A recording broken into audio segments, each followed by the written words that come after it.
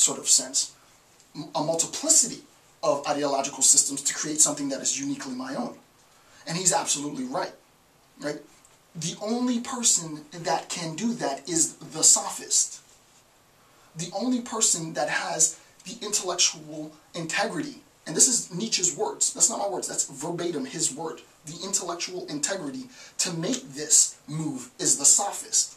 So the idea that in a contemporary setting we talk about sophistry as though it were something bad, as though it were something pejorative, is to completely fail to understand how powerful it is to be a sophist. You're not in a position of power if you're rooted.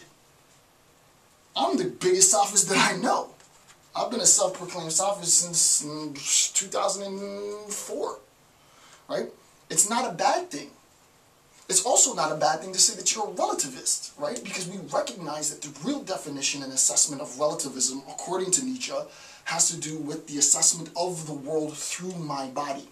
I make sense of this world through myself. Now, you don't have to believe me.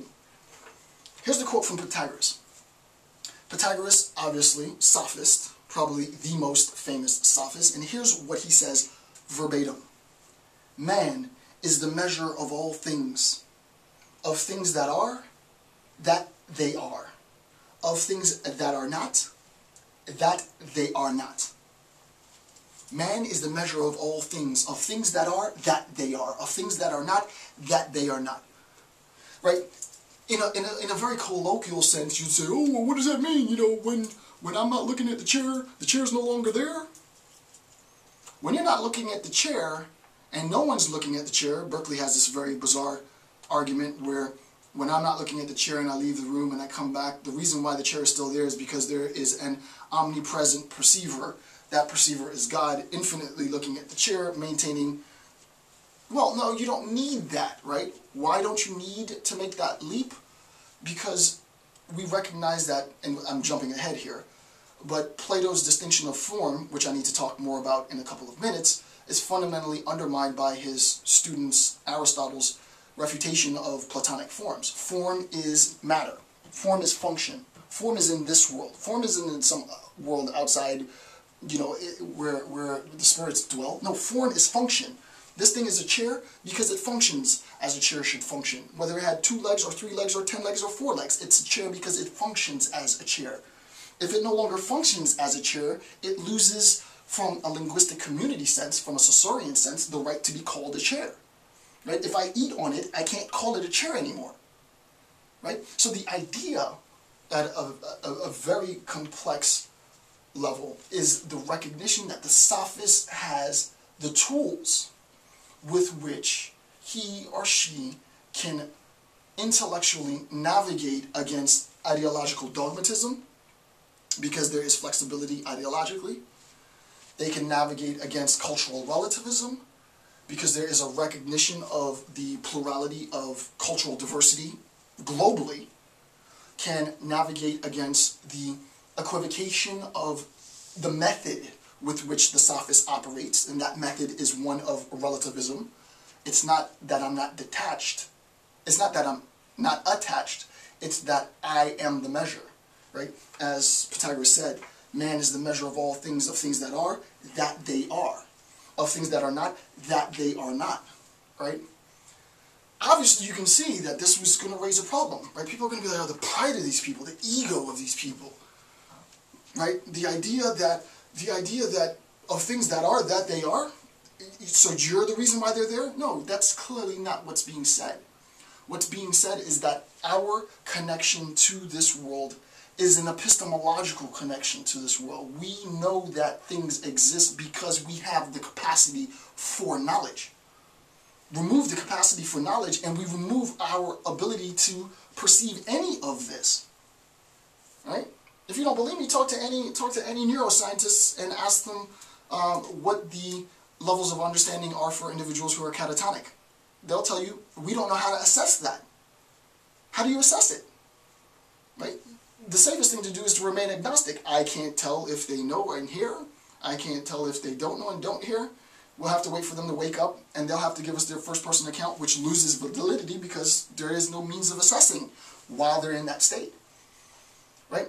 So the idea is, there is great significance to this point.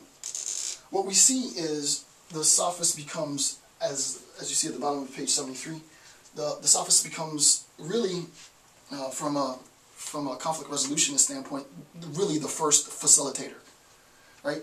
Facilitator goes in, let's say, organizational conflict, and the people within the organization know that they have a problem, but they don't know how to solve the problem that they have. So they hire an independent, impartial third party to come in and try and help them. And the facilitator says, you know, after assessing your organizational conflict, I recognize that there is a divergence in sort of the mission statement between the administration and the faculty, or between the employee and the employer, what have you. Oh, wow, we didn't know that. Thanks a lot. The sophist says, listen, I am from country X, region X, what have you, but I recognize that I'm in a position where I can divorce my assessment from any ideological systems that I come from. I can't help where I come from, right? In the streets, the saying is, it's not where you're from, it's where you're at. It's not where I'm from, it's where I'm at, you know? So I'm a poor kid from poor communities, but it's not about being a poor kid from poor communities, because I'm Dr. Campbell, doing what I'm doing now, right? Similarly for you, for the researcher, it's not about the canon of literature that existed before you. It's not about playing blind homage to all the old guys and name dropping. I don't give a crap about none of that. There's no, you know, you show your respect and keep it moving. When it boils down to it, it really isn't about grandstanding. It's not about name dropping, right? It's a recognition that I am the tenet with which this world makes sense. Not a lot of people want to assume that responsibility, right? Because it makes you look to be the ultimate bad guy. This dude isn't connected to anything. He'll do anything, which is false, right? We'll see later in a few minutes why it's false, right? Nietzsche is not saying that because you act in a sophistic manner, because you assume this air of sophistry, that you are now, you know, you're now a debased person and you're going to go out killing people without conscience. That has nothing to do with the point at all. It is more empowering than that. And the empowerment is the fact that you are now aware of the opportunity that you have to be detached from any ideological obligations. You don't have a duty, Kant. I don't have a duty. Why do I have a duty to Kant system? Who the frick is Kant to give me obligation? Why am I going around searching for commands and duties? Well, for those people who go around searching for commands and duties, there are systems in place to orchestrate their behavior, and people like myself and other sophists construct the narrative with which they follow those commands. I'm not knocking it. It's not that it's a bad thing, but I am not lecturing to a community of people who are in positions to obligate themselves. This lecture is for the community of people who control those people who obligate themselves. That's what Nietzsche's talking about, right? To be honest with you, now that I think about it, I shouldn't even be doing this lecture publicly. This is too deep. I'm letting the cat out of the bag in this one. But Jesus. The idea is the sophist is in the most powerful position. And this is just one level of sophistry. We just cracked book 3, right? You know, book 1 and book 2 was, okay, Nietzsche's, you know, he's playing softball with you. He's gonna let you get a feel for sort of where he's going. He's really gonna lay it down in book 3, and we're just beginning, right? Because this level of sophistry hasn't incorporated really the Dionysian elements of paganism yet, which he will introduce much later.